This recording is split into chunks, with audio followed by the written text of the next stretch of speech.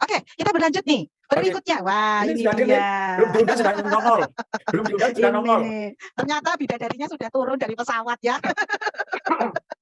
Nah, ini Bunda Nia ada posisi di mana nih Bunda Nia nih? Bogor.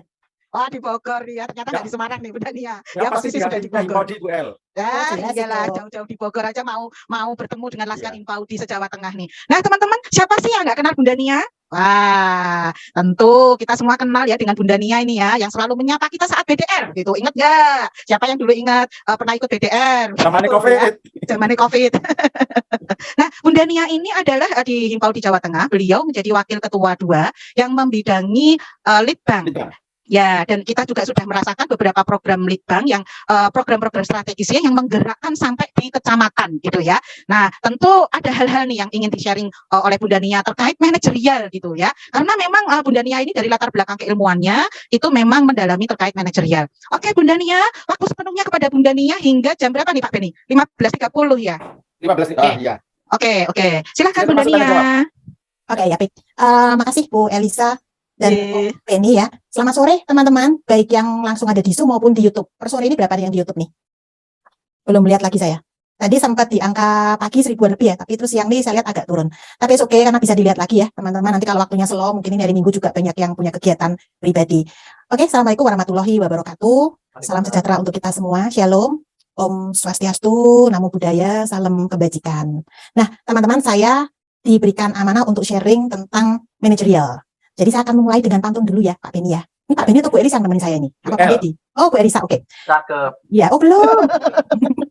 Musim hujan, musim batuk, beli obat di warung Buya yuk. Hai teman, walaupun ngantuk, semangat belajar manajerial, yuk. Oke, terus yuk. Sesuai dengan tagline kita ya, mlaku-mlaku ning pelosok desa, atine bungah, weruh omah kabeh megah. Aku iso, kowe iso, kabeh iso, ojo kalah karo wegah. Oke. Bu Elisa, ini karena sebenarnya kalau bicara soal manajerial itu ya, luas sekali cakupannya. Jadi saya akan fokus nanti hanya pada 2 hal yang menurut saya tuh paling relevan gitu ya dengan kondisi kita ya. Silakan Bunda Nia. Oke, saya izin share screen ya teman-teman. Apakah sudah nampak? Sudah. Baik. Judul gedenya kan memang manajerial. Nah ini saya simpel aja sih, hanya ada 2 besaran. Bagaimana nih teman-teman untuk sesi kita, karena ini sesinya sesi yang daring, kita tuh memahami sebetulnya pola pikir adaptif dalam menghadapi perubahan. Nanti akan saya jelaskan kenapa saya akan fokus di perubahan, dan satunya lagi mengenal konsep asset based thinking. Apa ya, itu mungkin hal baru ya buat beberapa teman-teman dalam mengelola organisasi kita yang notabene kan organisasi sosial ya teman-teman. Jadi 2 itu aja, manajemen perubahan dan satunya lagi asset based thinking ya. Jadi berpikir berbasis aset gitu. Seperti apa nanti penerapannya kalau praktek gamesnya? Nah ini nanti akan dikemas pada saat teman-teman luring. Itulah kenapa di sini saya hanya memahami bagaimana pola pikirnya, kemudian yang satunya mengenal konsep. Nanti prakteknya saat luring ya, di dalam kegiatan dengan digabungkannya kalau nggak salah dengan apa ya, Bu Elisa? Outbound-nya ya? Atau yang mana di kegiatannya nanti? Outbound-nya. Ya. Nanti akan ada permainan-permainan yang seru di sini. Oke?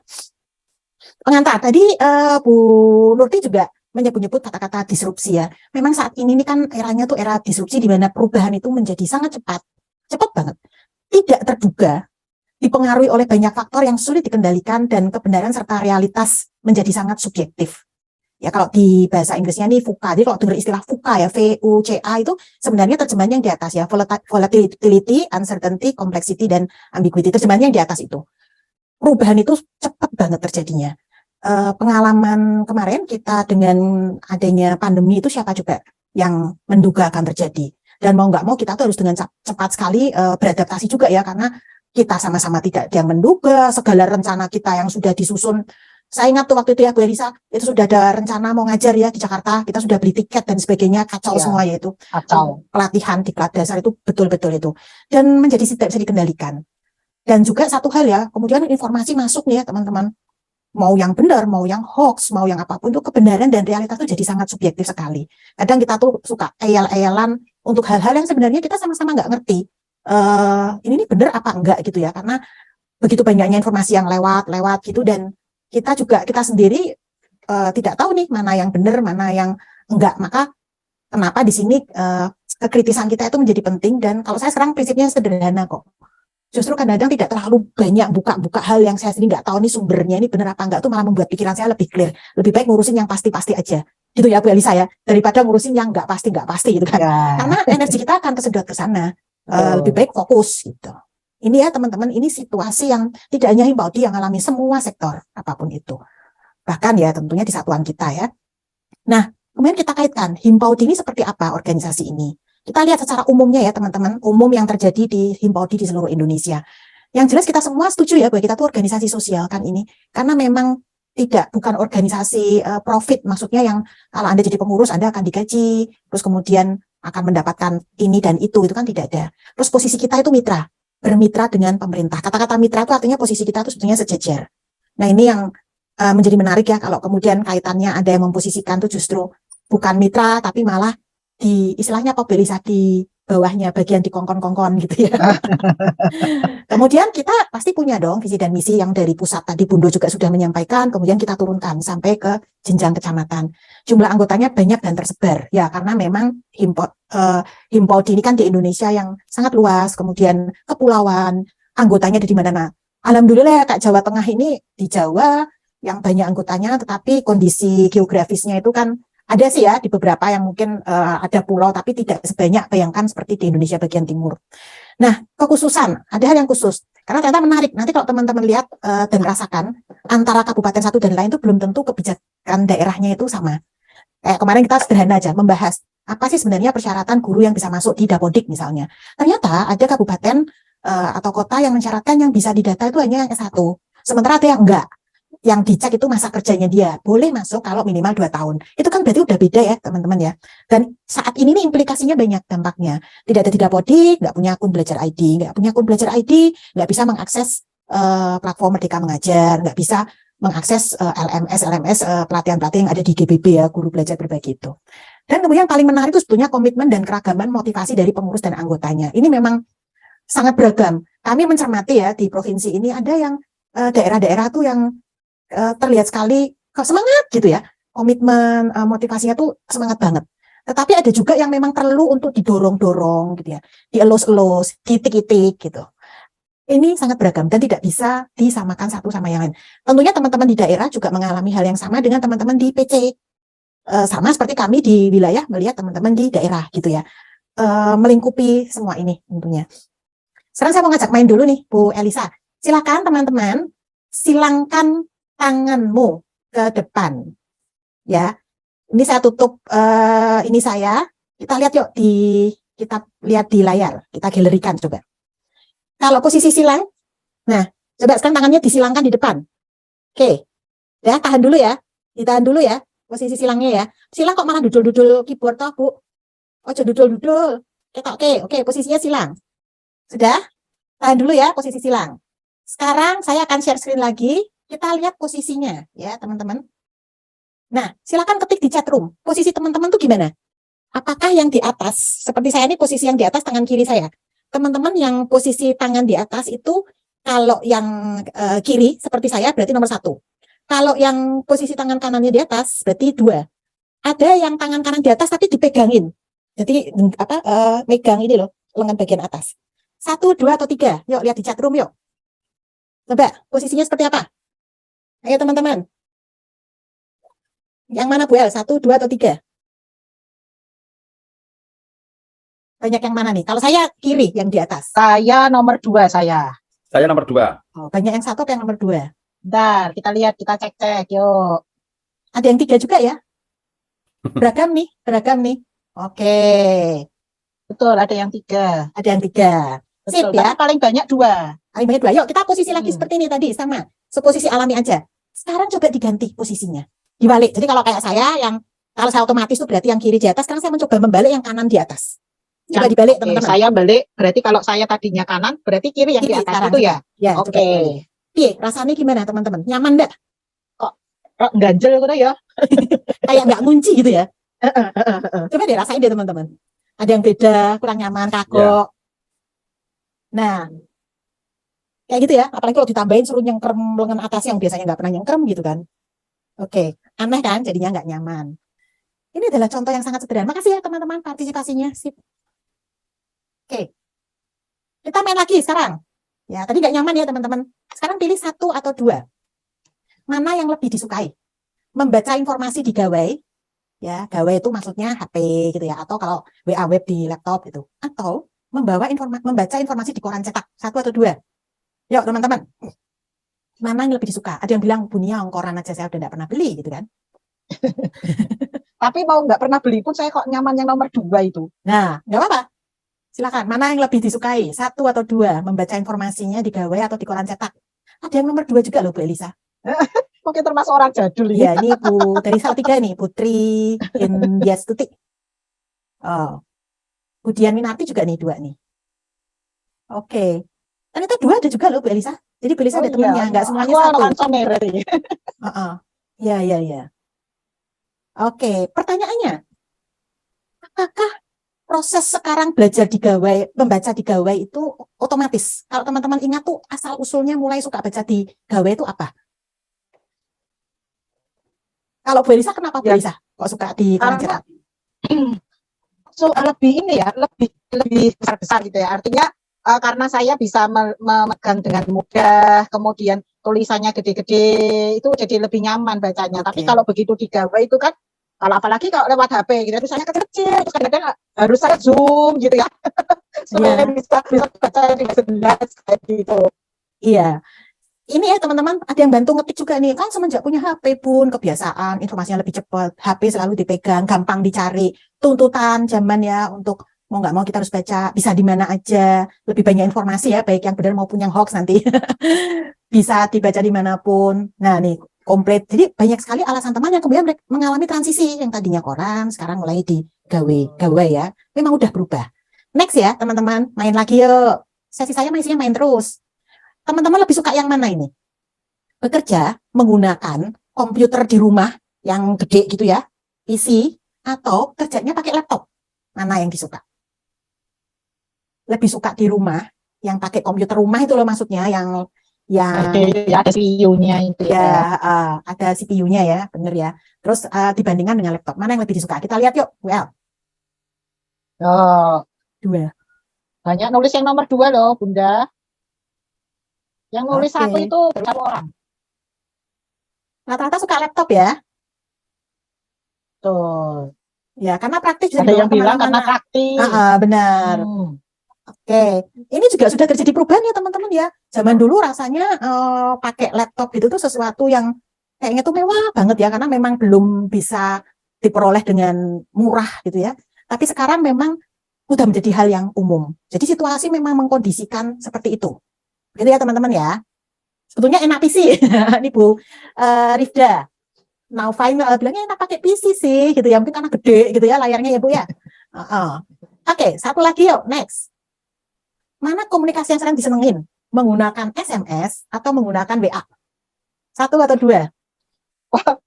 Kalau ini aku jelas ya. SMS bayar kok. Tapi mungkin WA teman-teman, ini tinggal kenceng-kencengan kuota. nah tapi Bu Elisa dan teman-teman, kita mungkin bisa bilang seperti ini karena kita itu ada di lokasi yang relatif oke ya sinyalnya ya. Kita nggak ngerti teman-teman kita yang sinyalnya nggak bagus. Ya, tuh katanya Ya. kalau udah di-read tapi nggak dijawab gitu, wah sakitnya ya, merasa dicuekin, udah biru kok nggak dijawab, mending tak pateni dan wong liya ora Di ngerti ghosting. kan. Ini banyak ghostingan gitu, korban ghostingan. Nah kembali lagi teman-teman, ini semua kan transisi. Dulu kita nggak punya pilihan. Sampai ingat nggak zaman dulu kita suka beli apa itu Bu Elisa, kalau telepon free sekian menit bayarnya berapa? 3.000 atau berapa itu? Apa istilahnya kita dulu? Oh Lupa aku. ya, betul. Jadi Apa ya? Paket apa gitu loh. udah lupa sampai saya udah nggak pernah pakai karena WA sekarang free asal ada Betul. sinyal. Dulu kan kita sering gitu, sih Pak paket kesik gitu kan, supaya free. Ya, Telepon dipaketkan sekian dulu. menit, SMS gratis sekian banyak antar provider gitu. Ingat nggak teman-teman? Ya, Kan masih betul, usum nggak betul. kayak gitu? Udah sangat, nah itu kan paket khusus SMS, paket obrolan atau apa. Nah sekarang udah nggak lagi. Ya, ada sih mungkin kembali lagi karena mungkin ada satu pihak yang kalau pakai internet nggak lancar, jadi lebih enak pakai telepon biasa. Memang situasional. Tapi umumnya sekarang kita sudah menggunakan WA. Teman-teman, ini semua adalah perubahan yang melingkupi kita ya teman-teman, dan tidak terhindarkan, nggak terhindarkan. Maka kalau Bu Nurti tadi bilang juga, iki pengurus mlebu ning grup, ono ning jero ning grup, tapi meneng we ditakoni ora respon. ghosting ngantok gitu ya, kisah jono kayaknya wis diwaca, tapi kok mau dikon takoni mau pilih yang tanggal berapa rapatnya gitu tuh enggak respon gitu wah. Dan wis Rasanya mangkel itu Bunda Nia kalau udah gitu. di ghosting gitu kan. Tapi Rasanya begitu kadang-kadang di japri ditanya baper. gitu kadang-kadang malah yang ngobrol cuma 1-2 orang, ini sebetulnya grup apa obrolan pribadi gitu, saking yang lain diem aja pasif gitu. Oke, terima kasih ya teman-teman udah merespon. Sekarang ketik lagi ya, saat teman-teman tadi dari permainan saya gitu ya, posisi tangan, kemudian perubahan-perubahan berkomunikasi zaman sekarang, yang terlintas pertama kali saat mendengar kata berubah apa coba? Ketikkan yang terlintas di pikiran saat dengar kata berubah. Oke, penyesuaian, adaptasi, berbeda. Wah, ono sing jumbul sapa yo Fenty. Nek Bu Fenty ki senenge jumbul ki. Jegagik ngono ya. Kalau kita mak jegagik gitu ya, mak bedunduk, mak jegagik. Terus jumbul. Ya, kalau Bu Fenty itu memang kosakatanya banyak itu Bunda Nia. Iya, harus lebih baik lagi, adaptasi baru, adaptasi, berusaha pergeseran. Untuk hal positif kita harus siap dan mau. Wah, Power Ranger berubah warna. Power Ranger apa warnanya itu? Nggak apal aku tanya yang pink. Beda, menantang dan mengasihkan, adaptasi, hal baru, berbeda, lebih baik, berpikir cepat, tampil lebih oke, keluar dari zona nyaman ya, sinau meneh, good point. Dulu juga pasti awal-awal pakai WA gitu juga gerak-gerak gitu ya, iki piye lek tes. Dan tahukah teman-teman, sekarang WA kita itu grupnya sudah bisa 1024, satu WAG, dulu kan masih 256. Dulu Naik. 200. Ya, jadi 512. Sekarang sudah 1024, teman-teman. Dan tahukah teman-teman sudah bisa kalau kita mau milih itu sudah bisa pakai pooling. Ada pool di situ. Jadi pilihan, engko sore arep jajan ning ndi, ngono kan. Warung angkringan, sijine geprek, sijine meneh apa ronde gitu ya. Kita tinggal milih, saya mau yang apa. Sesuk seragamnya nganggo sing warna apa ya? Himpau di coklat apa himpau di biru? Tulis. Udah bisa. Jadi sudah banyak sekali fitur-fitur yang melengkapi komunikasi kita. Oke, ini ada yang hijrah gitu, keren banget ini hijrah. Nah, apapun itu, saya setuju sekali dengan yang sudah diketikkan oleh teman-teman. Terima kasih yang sudah berpartisipasi ya, bahwa ini nih membutuhkan adaptasi, keluar dari zona nyaman, harus belajar lagi. Awalnya pasti ada rasa berat ya, menantang, tapi ada yang bilang malah asik loh. Mungkin memang senang ya dengan tantangan. Oke. Nah, teman-teman, ini ada salah satu tokoh ya, filsuf di zaman dulu ya, dari Yunani, Heraklitus ya namanya. Dia bilang bahwa satu-satunya yang permanen dalam hidup itu adalah perubahan itu sendiri. Jadi yang akan ada terus ya perubahan itu sendiri. Kita nggak bisa berharap bahwa yang lainnya tuh akan permanen. Yang permanen ya perubahan itu sendiri. Ini harus kita pegang ya. Jadi tidak ada yang tetap di dunia ini. Nah, sekarang pertanyaannya, bulan apa toh? Impoti kok perlu berubah? ADRT kan udah ada ya, Bu Elisa. Ya. Wes itu nanti sampai kapanpun dipakai terus gitu ya. Mau apapun yang terjadi. Tadi kan Bunda juga sudah menyinggung tak ada beberapa hal yang nanti juga justru kenapa ada munas segala ya. Itu kan perlu untuk menyepakati apakah akan ada perubahan-perubahan. Betul. Maka teman-teman kita akan berhadapan dengan ini disampaikan oleh Prof. Imam Suprayogo ya teman-teman. Beliau tuh bilang, hey, pasti tuh ada aja tuh orang yang selalu merindukan keberhasilan zaman dahulu. Nah, biasanya keluarnya tuh meme-nya itu, piye, enak zamanku toh, gitu kan. Kasih foto, jebret ya. Nanti Bu Elisa juga akan gitu tuh ya, nanti kalau sudah jadi mantan sudah gitu ya. Pensiun gitu ya. Itu fotonya Bu Elisa, jejer sama Pak Didi. Piye, enak zamanku biyen toh, gitu. Kok jadi ngasih ide toh Bu Nia? Nah ya, biar pelatihannya gratis loh. Saiki bayar kapokmu kapan? Bayar narasumbernya ora bermutu sisan ngono kan. Haram sisan, panganane sugane gorengan, sego bobor, sayur bobor ngono ya. Ya, whatever. Jadi disebutkan, piye zamanku enak, zaman dulu. Mereka tuh nggak nyadar bahwa kehebatan itu tuh hanya pada konteksnya, pada zaman itu, gitu kan. Ya, wah yo wae zamane Bu Elisa kan biyen makmur kok. Dadi sugane mewah, pantesan melenuk-melenuk gitu kan. Nah, saya kiki krisis sih. Nek sugane roti bolu ngono bangkrut panitiane misalnya, saya enggak tahu nih nanti. Nah, di saat zaman berubah, tentu tuntutan juga akan berubah.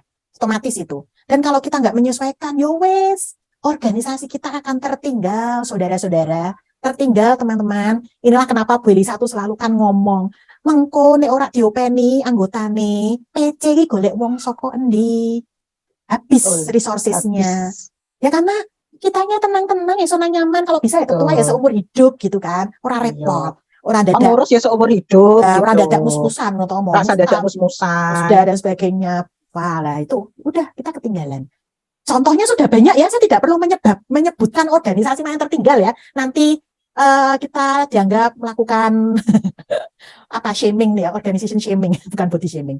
Jadi jangan maulah kita tertinggal ya teman-teman ya. Oke? Nah ini tadi ketertinggalan kita kalau kita tuh tidak berubah. Sekarang pertanyaannya, Juk piye? Kan perubahannya, waduh, complicated sekali ya, ruwet banget. Terus bisa nggak sih kita mengolah? Bisa. Ya, jawabannya adalah bisa, teman-teman. Sederhana sebenarnya. Ini prinsipnya ini 3A. Oke? Jangan dieling-eling 3A yang lain, karena ada 3A yang lain, Bu Elisa, dipakai di dunia peternakan untuk musim sapi kawin. Oh, Ya. gitu. Ono, nanti aku, ini live di YouTube, nanti aku di... Jadi 3A di dalam perubahan itu, yang pertama tuh aware. Aware tuh artinya menyadari. Ternyata memang sudah ada hal yang mau nggak mau kita harus berubah. Sederhana aja sih teman-teman, ingat nggak waktu awal-awal? Hei teman-teman, ayo dong, ini Bu Bendahara ya. Rekening organisasi, jangan rekeningnya pribadi. Karena nanti kalau ada sesuatu itu susah untuk dilacak. Bukannya mikir jelek ya, tapi kita aware bahwa ada hal-hal yang memang harus kita buat lebih profesional. Karena memang akan ada potensi-potensi masalah di depan. Itu tuh kita aware dulu. Ini mulai nih, kayak misalnya sekarang kita kerjanya pakai Google Drive aja, apalagi yang punya akun Belajar ID itu kan kapasitasnya besar sekali loh itu G Drive-nya itu. Kalau bikin notulensi di situ aja selesai, teman-teman bisa nimbrung, kerja bareng, langsung kirim. Nggak ada yang namanya, ayo di-share nganggo flash disk. Sekarang tuh ya kalau saya rapat-rapat di tingkat nasional tuh, nyari flash disk tuh susah loh teman-teman. Wes ora usum flash Iya, disk. betul. Malah diguyu, nek hah flash disk, yang mbok garek nganggo drive gitu. Iya, Kenapa? simpannya di cloud. Di cloud, dan itu aman. Kita kapanpun mau buka apapun. Kalau dulu kan enggak, mohon maaf Bunda, dokumennya itu laptopnya rusak. Terus ini flash disknya rusak juga, nggak bisa diakses, hilang. Datamu itu hilang semua. Nah itu, aware bahwa itu adalah perubahan-perubahan yang tidak terhindarkan. Ini nanti juga, nggak tahu nih ya, tim sekretaris, tim yang lain. Kayak di kita, notulensi udah pakai drive ya, Bu Elsa, udah pakai Sudah live dokumen. Udah live dokumen yang bisa diakses, bisa dibuka. Nah kalau sudah aware tadi, accept, memang udah nggak mungkin. Nggak bisa kemudian kita tuh mau bertahan, aku nyamannya di sini ya terserah aku, gitu kan. Wes, itu ya tadi siap-siap tertinggal dan kemudian adaptasi, mengadopsi dan kemudian adopsi apa yang tadi perlu kita ikuti. Cuman itu doang sebenarnya, 3A itu aja, aware, accept, adapt, udah itu. Begitu itu kepegang, Anda semua itu akan menjadi pengurus yang sangat lentur, pengurus yang cepat untuk menangkap perubahan, karena memang sudah tahu bahwa itu tidak terhindarkan. Nah, maka ada beberapa hal ya dengan konsep 3A itu. Pertama tuh pahami dulu. Ini perubahannya nih kenapa sih kok kita harus berubah gitu. Terus manfaatnya apa? Sehingga ya perubahan juga dilihat nih perubahan ke arah yang mana ini. Tentunya kita harapannya ke arah yang baik ya. Kalau perubahannya nggak karuan ya jangan diikuti. Kemudian untuk berubah tuh teman-teman, kita tuh mesti buat kayak rencana. Sumber daya kita tuh mana yang bisa kita berdayakan ya untuk perubahan. Nah, sama halnya juga di dalam teman-teman kalau mau berubah. Misalnya kayak tadi diceritakan, kita sekarang udah pakai ini loh, pakai cloud, udah pakai drive. Terus gimana supaya teman-teman kita itu bisa memanfaatkan juga informasi yang ada di cloud itu. Terus siapa? Kadang kan enggak serempak ya teman-teman ya. Wah, pengurusku yang bisa dengan IT aja cuma 2 ketuanya. Oh, rapopo. Mulai dari yang sedikit dulu teman-teman. Nanti lama-lama makin banyak.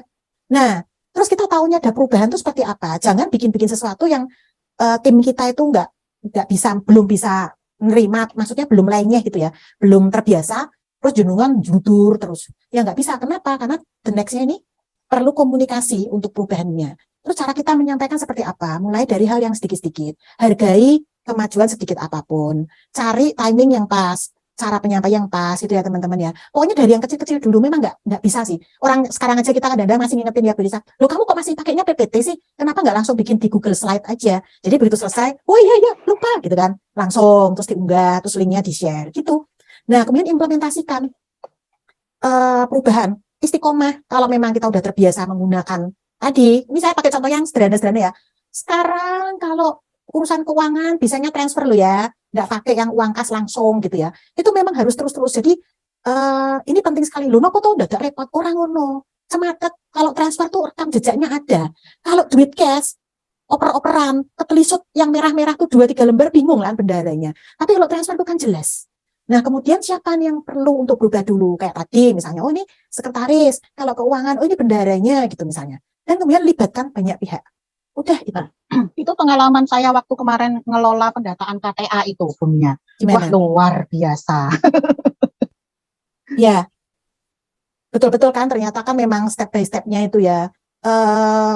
Teman-teman jangan khawatir loh teman-teman. perlahan tapi pasti. Yang penting tuh ada orang yang mau terus-terus gerakin tuh loh teman-teman. Kalau misalnya penggeraknya ini hilang, ya wes bubar itu ya. Dan nanti akan menarik nih yang berikutnya nih teman-teman.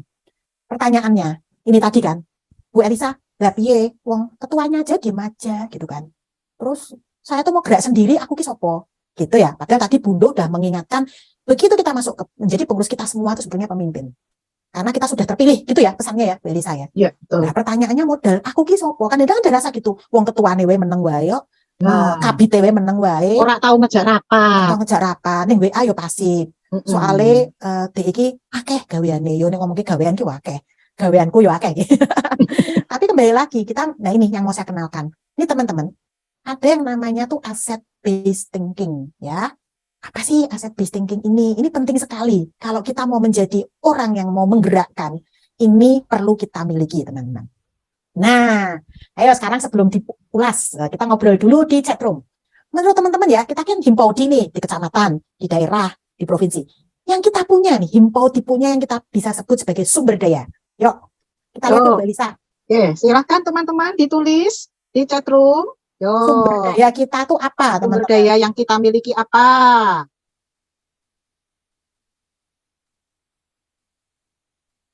Ayo, apa boleh saya kita baca?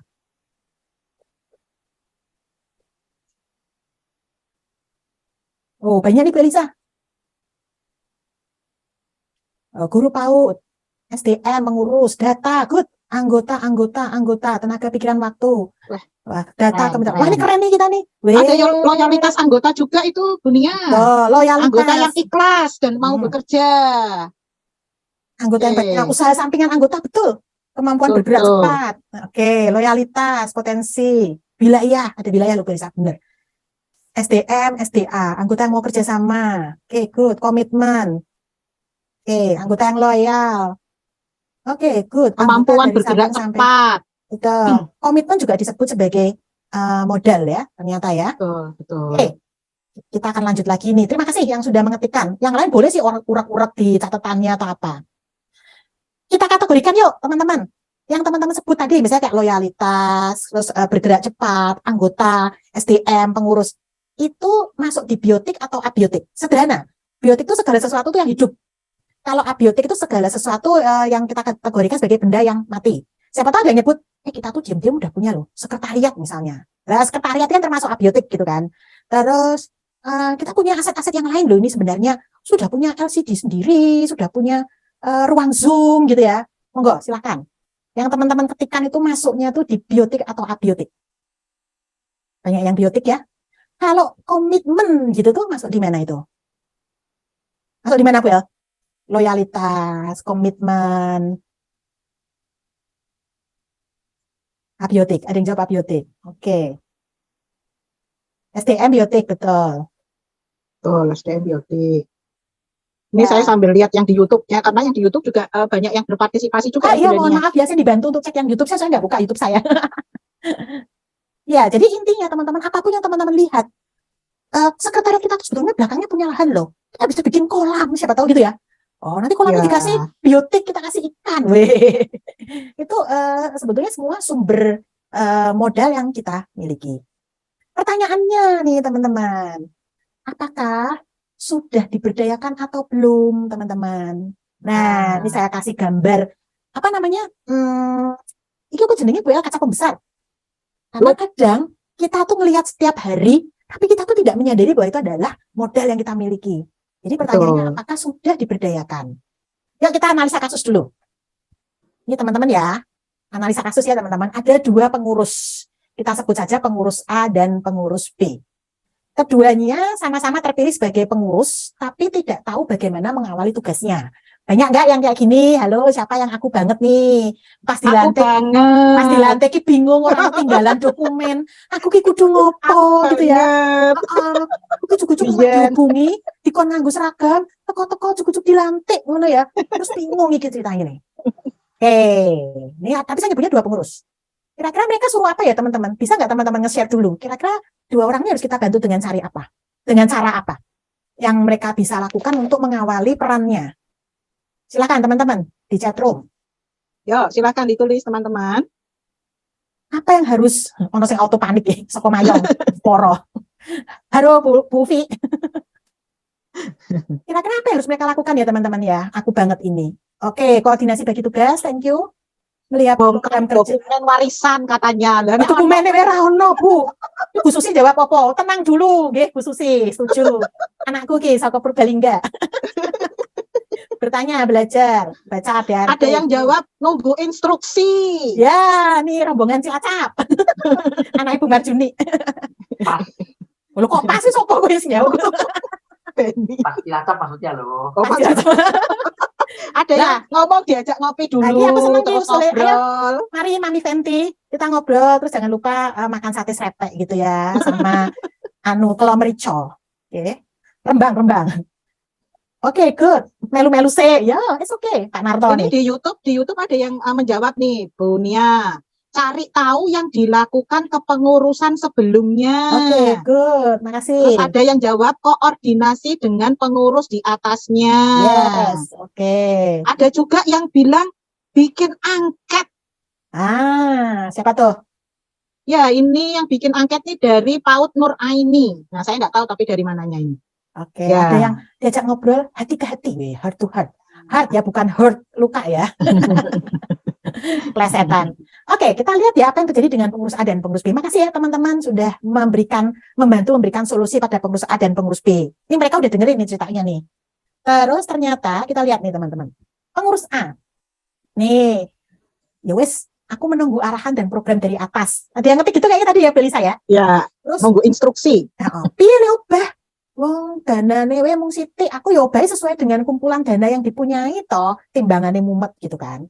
Terus yang satunya lagi menunggu ketua menggerakkan pengurus gitu ya. Kalau dia sebagai pengurus punya ketua ya tunggu ketua ngobahke wae. Kalau dia sebagai ketua nunggu ketua di atasnya mungkin kan jenjang di atasnya. Tunggu aja nanti ketuanya arahannya seperti apa. Atau ya udah kita nunggu aja dinas lah. Nanti dinas punya program apa kita ngintil gitu ya, ngikutin. Ya. Terus bahkan yang menarik tuh kadang-kadang kalau lagi bacain laporan tuh programnya dinas ditulis semua sampai mikir, Ditulis semua. Jadi programnya Himpaudi. apa programnya Himpaudi wong ki programnya dinas kok diklaim. Untung dinasnya nggak tahu ya. Diklaim itu antara kita aja gitu kan. Jadi saking-sakingnya nggak punya program. Iya. Diklaim gitu ya. Ini pengurus A loh ya. Terus kalau kita lihat analisanya kan bergantung ini bergantung pada program jenjang organisasi di atasnya. Bergantung pada apa yang memang sudah dimiliki onone opo yo kuwi gitu kan. Terus kemudian bergantung pada dinas pendidikannya. Bergantung pada figur ketua. Nah iya kalau ketuanya ini gembrega. Kalau ketuanya ya tipe yang alon-alon, kelakon gitu ya sudah. Kita lihat nanti ya dampaknya seperti apa pada anggota. Ini pengurus A teman-teman. Pengurus B. Nah ini tadi juga ada loh Bu Elisa yang jawabnya kayak gini. Menjaring aspirasi dan kebutuhan anggota. Tadi ada yang bilang bagian angkat ya. Ada yang bikin angkat Ya. tadi dari PAUD Nur Aini yang di Nah. YouTube tadi. Tanya nih aspirasinya. Kita mau kemana nih ya? Gerak kita apa yang teman-teman butuhkan gitu kan. Termasuk juga tadi kan ada yang bilang potensi anggota. Ada yang dia usaha sampingannya rias manten. Satunya lagi punya warung makan. Satunya lagi penjahit. Satunya lagi Bikin keripik. jajan. Terus bertanya pada pengurus Sergalu juga ada loh ya tadi ya. Iya. Nah terus kemudian mempelajari tupoksi tadi juga ada. Mempelajari Ada. tupoksi. Terus usul program pada tim pengurus, pada teman-temannya. Terus kemudian mencari cara untuk dapat bergerak dengan apapun yang dimiliki. Jadi walaupun terbatas, dananya terbatas dimiliki ya, coba deh kita cari gimana tetap bisa bergerak, kolaborasi dengan apa, bermitra dengan apa ya. Tentunya nanti menarik ya, bermitra itu ya juga jangan asal cari sponsor, jebule sponsor yang bertentangan dengan visi misi kita gitu kan. Bikin lomba di saat kita sedang nge-push konsep bermain, lombanya adalah lomba teruskan sendiri. Warna. Oh itu yang jawab Pak Dedi loh, mau warna katanya, bukan saya loh ya. Pak Dedi yang ngomong gitu kan. Rumeh ben golek sponsor gitu Pak Dedi. Itu terlalu ya. Udah kata luar lah. Mengatakan itu sebenarnya abad 18 harusnya. Abad 18. Belum ada WA itu ya. Nah, kalau kita lihat pengurus B ini analisanya kan dia inisiatif karena menganggap anggota itu sebagai aset, ya kan? Aset biotik gitu kan. Dia mencermati kebutuhannya itu apa. Terus saya nyusun program. Ini yang kemarin Bu Elisa tuh GBPK. Ya kuwi, teman-teman. Jangan dipikir pusing kalau kita udah dengerin suara anggota, kita punya dasar. Makanya sebetulnya sederhana. Programnya rasa kakek, yang penting kelakon. Angkat kelakon dia percuma. Dan Proaktif. itu Apa, Bel? membumi. Betul. Jangan kayak ober blarak yang sak krempeng lagi usum opor atau guduk bikin, tapi kurang membumi, nggak gaduh gitu ya. Kemudian proaktif untuk menyusun program supaya visi misi organisasi itu tercapai. Kan dia baca dulu nih ya, ada apa sih nih visi misinya apa. Mau belajar dari pengalaman yang lalu dengan cara apapun lah teman-teman. Nanya, mempelajari kalau ada dokumennya dan sebagainya. Kemudian tetap bergerak walaupun modalnya mungkin terbatas.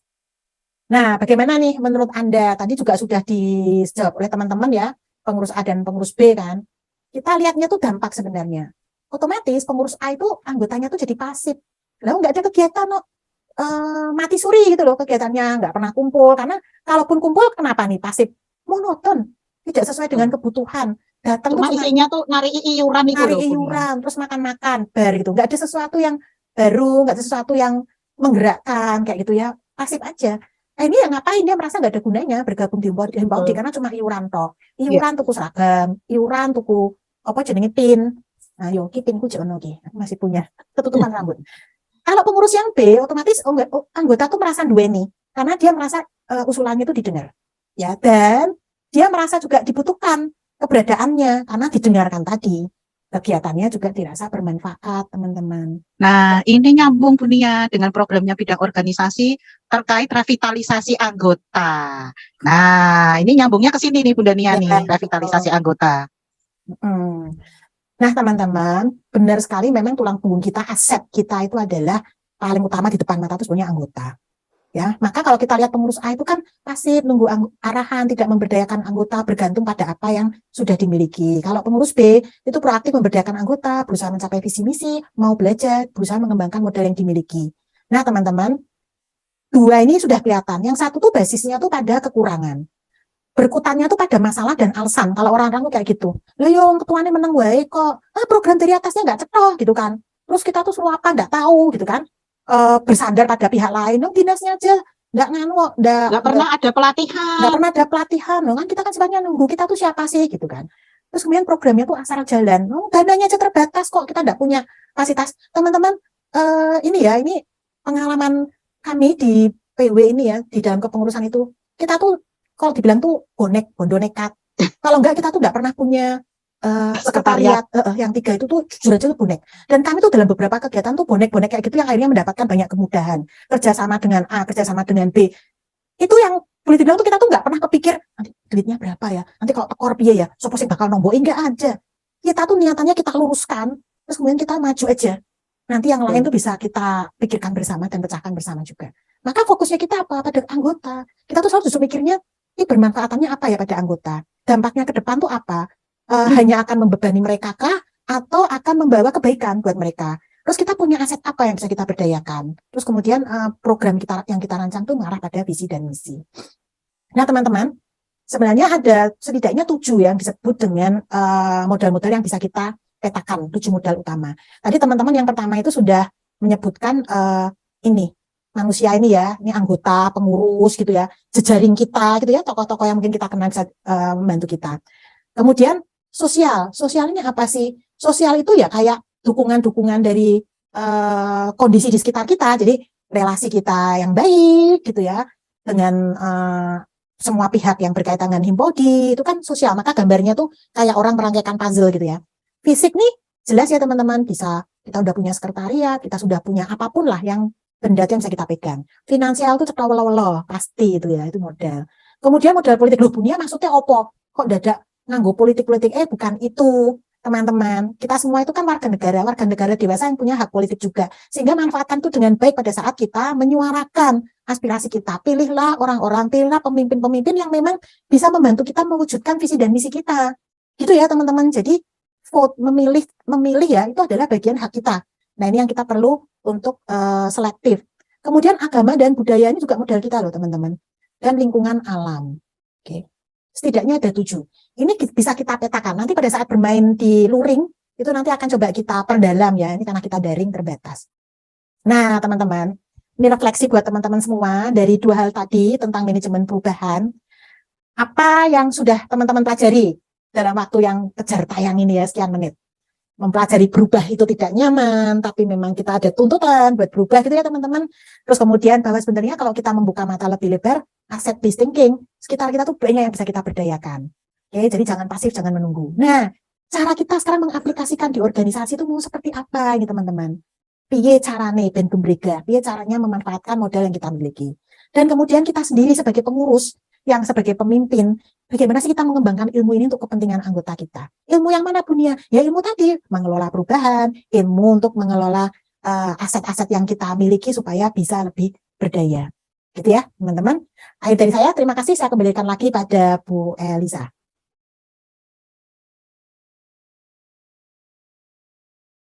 Bu Elisa.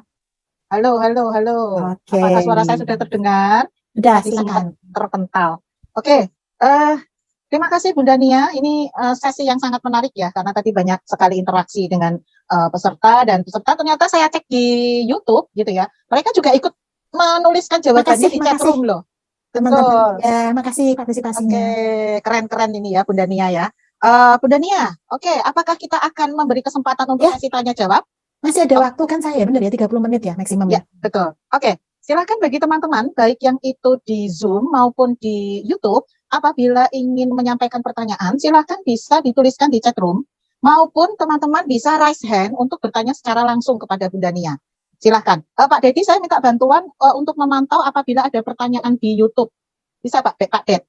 Iya Bu, coba. Oke, silakan. Yuk, ini kesempatan emas. Yuk, kita untuk bertanya. Karena apa yang tadi disampaikan Bunda Nia itu sebetulnya juga gambaran dari situasi dan kondisi yang ada di lapangan seperti itu ya Bunda Nia ya. Gitu. Jadi kalau tadi lihat dengar istilahnya, iki aku banget gitu ya. Iki aku banget. Oke, yuk yang tadi ngomong iki aku banget, boleh kok bertanya. Oh, apa sih yang terlintas di pikiran terkait asset based thinking? Gitu ya. Dan apa sih yang terlintas di pikiran ketika kemudian menemui apa yang tadi disampaikan oleh Bunia? Gitu. Atau mungkin saat ini masih mengalaminya gitu ya. Oke. Oke, silahkan teman-teman. Di chat room ada nih Mbak Lisa. Trik Oke. sebagai pendorong. Oke. Yuk. Nih dari Muntilan, Bu Fatimah. Muntilan, Bu Fatimah ini ya. Trik sebagai pendorong yang kadang kita sendiri juga perlu dorongan. Nah, ini gimana Bu Nia? Jadi ceritanya mau dorong-dorongan ini. Mau dorong-dorongan ya. Kita ini pengen dorong orang tapi kita sendiri perlu didorong nih. Kalau saya siapa yang kuat dorong saya ini ya? Aku sering mendorongmu sampai ke Jelungup. Oke, terima kasih ya Bu Fatimah. Pak Ben. Jungkal sisan. Iya, sampai Jelungup itu. Nah, Bu Fatimah, ini menarik nih Bu. Bener banget. Kita sendiri kan, kita kan manusia biasa ya, bukan manusia yang super gitu kan. Kadang kita juga perlu dorongan di saat kita merasa kok semua itu berat kayak gitu ya, Bu Fatimah. Tipsnya ini sebetulnya sederhana, teman-teman. Sederhana banget. Memang ada saatnya kita itu berhenti memberikan waktu untuk diri kita sendiri untuk bisa apa? Kadang kan itu muncul kalau kita tuh lagi jengkel ya. Jengkel ini kok susah banget sih nih ya teman-teman. Diajak gerak, ditawari ini pasif, dia aja itu diem gitu ya. Berikan jeda dulu, kita diem dulu. Karena sesederhana kita mikir mungkin teman-teman itu ada hal-hal yang memang mereka sedang sibuk atau sedang tidak bisa berespon.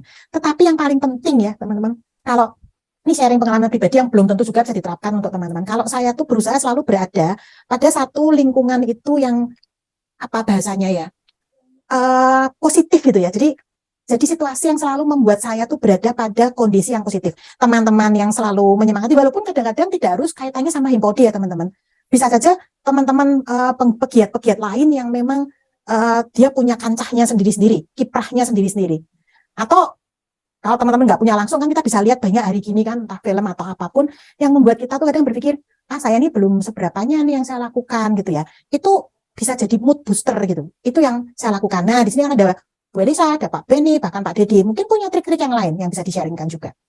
Atau teman-teman yang lain juga boleh, kalau mau share di chat ataupun mau raise hand juga boleh. Oke, monggo teman-teman. Yuk, nanti kalau dengerin cerita ada saya bisa pertanyaan, panjang Bu, ya. kali lebar. Di Zoom ada apa, Pak, pertanyaan yang menarik? ya. Ada pertanyaan ini. Saat kita memetakan potensi pengurus dan anggota, kemudian melibatkan mereka dalam kegiatan, tapi muncul kecemburuan. Bagaimana manajemen seperti itu, Bu Nia? Judulnya cemburu gitu ya. Cemburu. Pilih-pilih gitu mungkin ya. Karena Iya. milih-milih atau gimana itu? Padahal maksudnya karena disesuaikan dengan potensinya gitu ya. Nah ini mungkin Pak Dedi ini malah sebagai ketua gitu ya. Nah, Gimana ini memetakan gitu ya. Berat, Bu Nia berat karena perempuan banyak bapernya itu loh dari ini yang kadang apa ya? Kadang saya sarankan biasanya malah dulu curhatnya ke yang sama dulu karena kalau ke saya malah tambah cemburunya nanti. enggak, maksudnya pengalaman Pak Dedi sebagai ketua nih. ketika kemudian mendelegasikan sebuah Oh, kalau tugas yang seperti itu oke. memang harus sesuai ya Bu El, Bu Nia, tentang jadi ada tupoksi ya. Kita itu kan tadi kalau kita melihat bahwa kekuatan kita dulu tadi disampaikan juga, Bu Nuti sampaikan, kita kolektif kolegial, asal pendelegasian itu atau penunjukan itu sesuai dengan tupoksi. Nah tadi kita apa namanya pada yang penting pada rel yang benar, insya Allah nggak masalah. Cemburu itu wajar ya di awal itu, ketika kemudian kok kayak yang didahulukan, kok kayak ya itu. Nah, tapi lama-lama kemudian asal kita kemudian tidak terus-menerus ya pada satu person itu memang mereka kan bisa menyadari, oh ternyata ketuaku saat ini memang dia, oh ternyata setelah itu aku. Jadi ini yang harus kemudian asal sesuai dengan tupoksinya itu jadi sesuatu hal yang menurut saya perlu kita belajar untuk menerima. Termasuk tadi yang Bundo sampaikan kasus di salah satu PW itu saya tahu betul itu ya, ketika penunjukannya diberikan kepada salah satu kepala sekolahnya gitu loh. Dan bukan pengurus Himpau di tingkat PW, sehingga kemudian ketika ketahuan di tingkat pusat kaget semuanya dan disomasi ataupun mendapatkan perlakuan yang sebenarnya dapat musyawarah luar biasa dalam rangka untuk menurunkan ketua itu karena tadi perlakuan yang tidak adil. Asal sesuai dengan tupoksi sebenarnya silahkan itu ya, dan harus merata memang, jangan itu terus. Nah, mungkin Pak Dedi bisa sharing tipsnya ini. Gimana caranya kok bisa memetakan potensi dari SDM yang ada? Kalau dulu di awal kepengurusan periode yang kedua saya itu ada, memang kita bekerja sama dengan partner ya, dengan mitra, dengan tim psikolog dari salah satu perguruan tinggi. Dari situ saya punya data ini Bu El, Dunia, bahkan dari IQ-nya siapa dari tim saya itu yang tertinggi sampai yang terendah, saya tahu gitu loh. Kemudian yang paling emosinya paling stabil siapa, saya juga tahu. Kemudian juga dari segala potensi-potensi, dan itu memang terbukti seiring waktu berjalan waktu, ternyata menjawab itu, terjawab juga. Oh ternyata yang memang di awal dia tidak stabil dalam hal emosi diri, memang akan keluar, akan mental dari sebuah tim kita itu. Nah ini yang kemudian dari tip awal dulu yang kita lakukan. Walaupun ini ya teman-teman perlu nanti juga memiliki dana, karena ternyata untuk meng-hire tim psikolog juga nggak murah ya Bu El ya, Bu Nia ya, Bu Yosi yang tahu berapa jumlahnya itu ya. Tetapi intinya ada pemetaan awal dulu. Yang kedua memang kalau kita melihat seiring waktu berjalan, tadi yang belum tega saya lakukan, tapi yang Bundo sampaikan juga itu adalah di tengah jalan ketika meresapel gitu ya. Padahal itu perlu loh. Ketika kemudian di tengah jalan kok terjadi pergeseran potensi, pergeseran semangat dan sebagainya, ketika sudah dengan mekanisme organisasi tidak bisa ditempuh, dengan baper ternyata masih terjadi baper-baper juga, seharusnya segera diresapel atau diganti. Tapi kadang tadi ewo-ewo kita itu masih terlalu tinggi, apalagi udah mikir kurang 1 semester lagi kok, ngapain ganti-ganti, biarkanlah lindeng seadanya. Nah ini kurang bagus sebenarnya, tapi inilah yang terjadi. Ada proses nanti yang harapannya ke depan tidak terjadi seperti pada periode saya saat ini Bu El dunia. Ya, Bu Elisa, kalau saya ngamati, sekarang saya sebagai pengurus yang ada di bawahnya Pak Dedi ya, saya sekarang ganti berkaca. Jadi teman-teman, kalau tadi ditanyakan kenapa sih kok misalnya kita tuh maunya sebagai pemimpin tuh milih si A, si B, si C ya, karena orangnya tuh geraknya cepat. Kan mau kita seperti dia gampang gitu ya, gampang dicolek, gercep, kayak gitu. Kan seneng kan kita kalau sebagai pemimpin punya tim yang kayak gitu. Tapi kalau saya melihat di PW sendiri, biasanya Pak Dedi itu kan kembali kata-katanya selalu sesuai dengan tupoksi. Contoh nih ya, contoh. Misalnya ada kayak kesempatan untuk mengikuti pelatihan di Jakarta gitu ya, untuk pelatihan tentang PAUD HI misalnya, atau apa. Itu kan pasti otomatis larinya kan pasti ini bidangnya siapa yang akan megang, litbang misalnya. Wah ternyata tim litbangnya itu nggak bisa gitu ya, misalnya kayak saya gitu nggak bisa. Itu akan dilempar dulu ke harian, begitu ya Pak Dedi ya? Betul. Tim pengurus harian tuh siapa yang sanggup? Ternyata hariannya semua pada nggak bisa PH-nya. Baru kita lempar ke pengurus yang lain. Pengurus yang lain itu adalah pengurus utuh kita. Sampai satu titik itu pernah juga ngalamin, misalnya ada undangan gitu ya, undangannya di lokasi tertentu dekat dengan kabupaten A gitu katakanlah. Ternyata semua tuh nggak bisa datang setelah ditawarkan secara terbuka tentunya ya, nggak kasak-kusuk, nggak japri-japrian gitu ya. Itu nggak bisa semua. Oke, clear. Bagaimana kalau kita minta backup support dari pengurus di daerah tersebut, gitu ya Pak Dedi ya?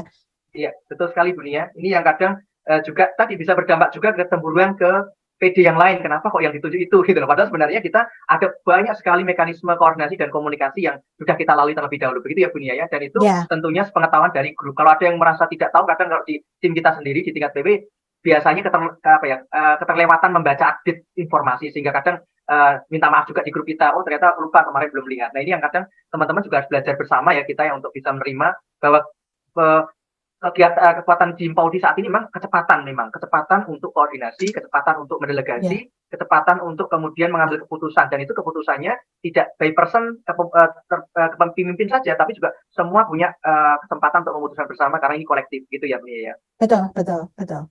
Oke, terima kasih ya Pak Dedi.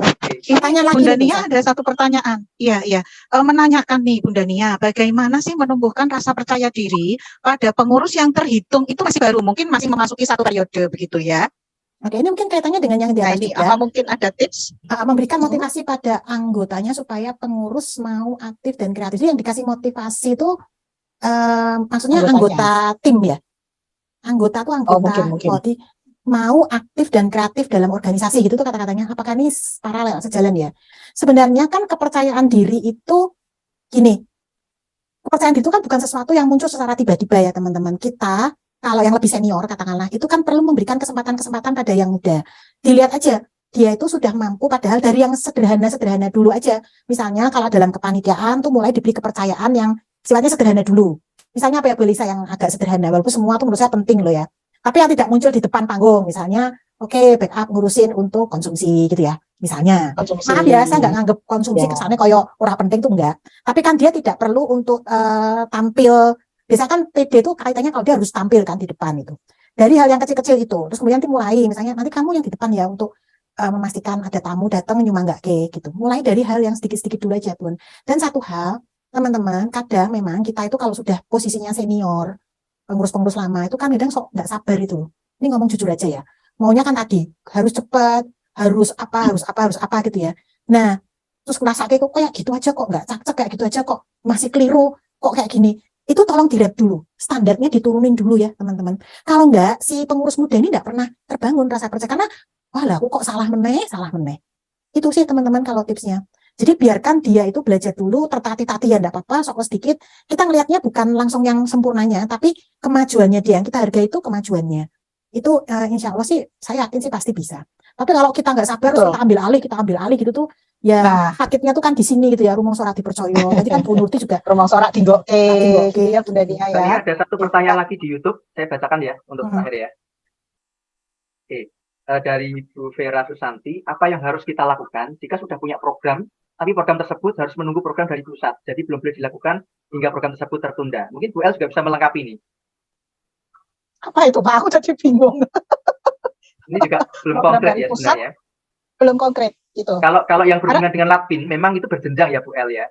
Karena ini kan ketika kemudian PC ataupun daerah itu melakukan sendiri tanpa menggunakan pedoman ataupun kurikulum yang sudah ditetapkan, memang itu menjadi sesuatu hal yang sayang gitu. Bukan mubazir, karena setiap pelatihan-pelatihan itu tidak ada yang mubazir ya, apalagi dengan keniatan kesungguhan dari bawah. Sebenarnya kalau kita melihat program ini kan, kalau yang berhubungan dengan kebutuhan mendesak untuk mutu pendidikan di satu kecamatan atau daerah, nggak usah menunggu gitu loh ya. Tetapi ketika kemudian ini yang berhubungan dengan hierarki organisasi, memang makanya kemudian kita memang kemarin sempat mengatakan ketika ada berapa yang mau melakukan lapin terlebih dahulu, saya katakan dibanding terlebih dahulu, bukan karena kita tidak support ya, tetapi ada beberapa informasi update yang itu secara hierarki berjenjang itu harus didapatkan gitu ya. Kalau kemudian melakukan, monggo, karena berhubungan dengan waktu, pengen refreshing sebelum liburan ya monggo, tapi intinya adalah tidak demikian ya. Intinya yang berhubungan dengan kebutuhan mendesak mutu pendidikan, memang kita nggak perlu nunggu program dari pusat ataupun dari wilayah ketika PD atau PT bahkan sudah memulainya, itu diperbolehkan malah.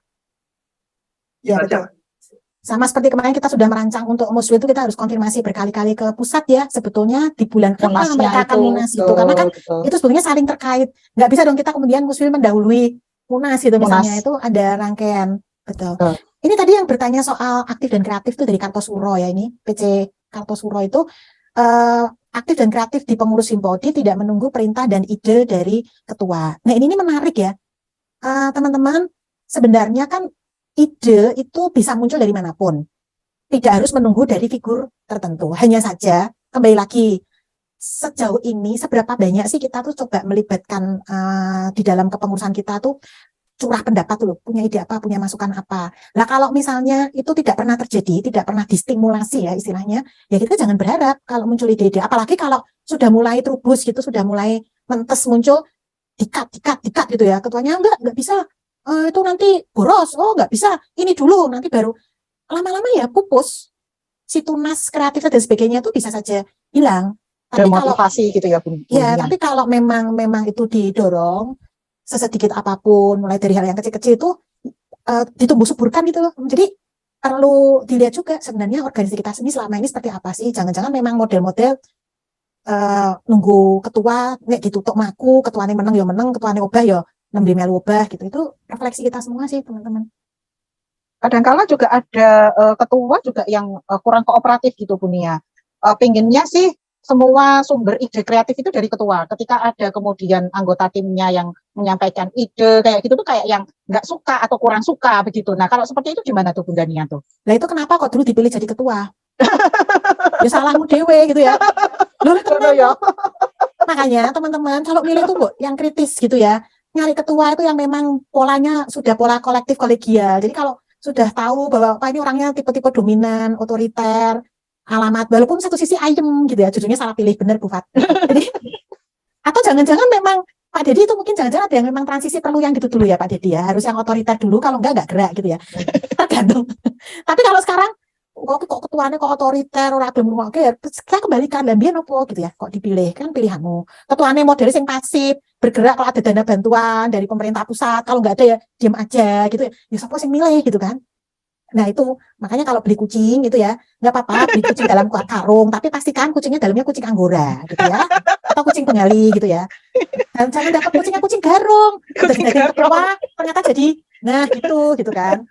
Nah, ini tuh sekaligus pesan gitu ya untuk kita semua nih teman-teman. Tahu-tahu ya. impaudinya cuma jadi tunggangan gitu ya, semua kegiatan tuh berpusat pada ketua, punya Betul, grup punya sendiri, kepentingan, anggotanya cuma dimanfaatkan, Betul. pengurusnya di foto gitu ya. Pilihlah yang bagus, karena kan gampang sih sebetulnya lihat nyari orang dengan segala kegiatan yang kita Tapi atur, permasalahannya begini Bunda Nia, saat musyawarah itu tuh yang mau dicalonkan jadi ketua itu tuh ya kuwi mau do ora gelem maju ngono ki lho. kayak aja nyindir aku. Lho sisa no. Ora. Ya itu kan Masalahnya harus tuh orangnya di harus situ, yang gitu. orangnya harus yang mau ya, tentunya mau gitu kan. Terus yang Perlu memang dibayar Mbak, digaji, kasih mobil kantor, kasih rumahan, itu kayaknya nanti yang daftar banyak itu kayaknya. abot sanggane. Yo wis ta. Ya, oke. Jadi teman-teman, hari gini sebetulnya udah bisa kelihatan. Tapi saya tuh kadang-kadang ya antik juga, Pak. Tadi saya ya gumun. Ya wis ngerti rekam jejake koyo ngono. Kok ya Kok bisa dipilih dipilih? meneh, ngono lho, kok dipilih meneh, Betul, ngono kata-kata betul, meneh betul. lho. Sajane sing disawangi opo ngono kan. Enggak tahu saya juga. Dan yang anehnya lagi Bunda Nia, saat musyawarah yodo menengi Ora wani tapi iki nyuwara. glendak-glendeke nang mburi iki banter gitu. Jadi Ya. udah ngomong mburi kabeh, tapi ketika kemudian terjadi musyawarah yang sebetulnya itu adalah forum Ajang, terbuka ya? dan kesempatan kita untuk menyampaikan secara langsung begitu ya, apa yang menjadi masukan atau apa yang kita kritisi terkait dengan misalnya LPJ ketua begitu ya. Tapi yang terjadi di lapangan Bunda Nia, pas saat LPJ itu nyaris tidak ada yang bersuara. Ya. Menang kabeh, tapi glendak-glendik nang mburi. Nah, itu loh anehnya. Itu Gitu loh. dulu Nah, Bu El, Bu Nia itu Gimana? dulu. Sekarang kan sudah merdeka mengajar, gurunya sudah terbuka semua. Saya yakin ke depan pasti akan berani semua ya. Mencalonkan dan mencalonkan sendiri kalau perlu. Iya sih, Nah. sebenarnya ajang itu sebenarnya ajang kita untuk ngomong, karena betul abot sanggani. Saya mikir gini ya, menjadi pengurus, menjadi pemimpin terutama ya ketua ya, syukur-syukur keseluruhan pengurus memang orang-orang yang harus sudah selesai dengan dirinya sendiri ya. Jadi niatannya tuh memang niatan yang memang lurus sih. Kalau belum selesai dengan dirinya sendiri tuh nanti alasannya itu 1001 itu teman-teman. Orang-orang yang selesai dengan dirinya sendiri itu maksudnya ya sudah, karena saya sudah berkomitmen, sudah punya akad di depan gitu ya. Tadi Bundo juga menyinggungkan karena sudah dilantik dan sebagainya ya, itu adalah komitmen saya ke depannya. Maka kembali lagi yang dipilih ini siapa, pemilihan pengurusnya akan seperti apa. Jangan sampai grundelnya di belakang, terus nanti malah masuk mutung siji mutung kabeh gitu. Jadi Ya, ada barisan sakit hati gitu ya Bunda Nia ya. Apa nih? Oke, ini menarik nih perbincangan kita sehingga tidak kita sadari ternyata Ya, sudah sudah mau selesai. 3 lebih 25 menit, kurang 5 menit lagi kita akan menyelesaikan sesi terakhir kita. Dan jangan lupa teman-teman yang baik di Zoom maupun di YouTube bahwa link daftar hadir sudah di-share di chat room, silakan dicek ya. Dan juga ada beberapa teman yang ternyata sudah nge-share daftar link hadirnya, link daftar hadirnya di grup WA Karesidenan. Jadi silahkan yuk boleh colek-colek temennya yang tadi pagi sudah masuk tapi terpental, atau si pagi belum masuk, baru sempat siang masuk dan lain sebagainya, karena memang kondisi di masing-masing daerah ini sangat berbeda-beda Bunda Nia. Oke, ini sebuah sesi yang sangat menarik dan terima kasih kepada teman-teman yang sudah tetap bertahan hingga sore hari ini. Yes. Begitu ya.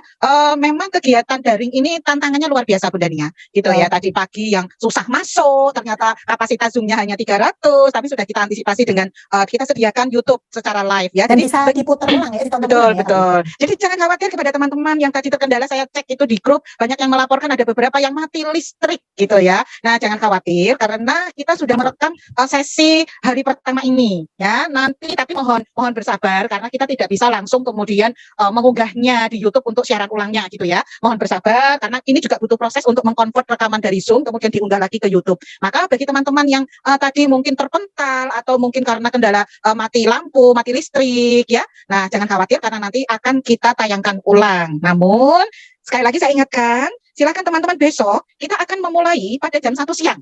Gitu ya, pada jam 1 siang nanti bersama dengan narasumber yang berbeda, tentunya dengan materi yang berbeda juga. Jadi upayakan teman-teman yang hari ini sudah mengikuti sesi hari pertama tanggal 18, besok pastikan ikut lagi. Rugi kalau nggak ikut ya, karena kapan lagi nih kita mengikuti lapin ya, kapan lagi karena sudah ada di penghujung masa bakti kita, tentu kita tidak banyak waktu ya untuk bisa kita menguatkan diri kita sendiri dan bersama-sama kita menguatkan organisasi kita. Terima kasih Bunda Nia atas Saya kehadirannya. pamitan pakai pantun juga ya, Beli saya. Monggo, Eh, monggo. Makan daging di dalam tulang rasanya kenyal membawa suka hati. Serius dah, cuma himpau di doang organisasi spesial yang kita cintai. Satu. Cakep. Ikan nila, ikan Aku gurami. padamu. Ya, ikan nila, ikan gurami. Ada ikan patin. Saya Nia pamit undur diri. Mohon maaf lahir dan batin. Wassalamualaikum warahmatullahi wabarakatuh. Om Santi Santi, Om salam kebajikan rahayu. Terima kasih semuanya. Terima kasih Bunda Nia. Oke, ini sesi yang luar biasa.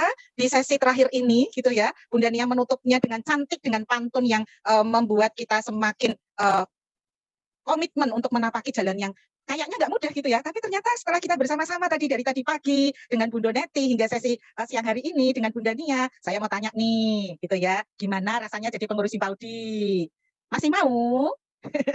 Ya, semoga ya teman-teman gitu ya. Mungkin ada beberapa teman-teman yang baru 1 periode gitu ya. Aku ki ngopo yo nang Himpaudi. Semoga sih dengan sesi tadi pagi sampai siang hari ini semakin memantapkan komitmennya untuk berada di Himpaudi. Bersama-sama dengan Laskar Himpaudi se-Jawa Tengah, yuk kita wujudkan visi dan misi Himpaudi serta kita menggapai cita-cita mulia kesetaraan guru PAUD non formal. Gitu teman-teman. Saya sebagai moderator untuk sesi siang hari ini, saya mohon maaf apabila ada kekurangan dalam mendampingi para narasumber menghantarkan sesi siang hari ini.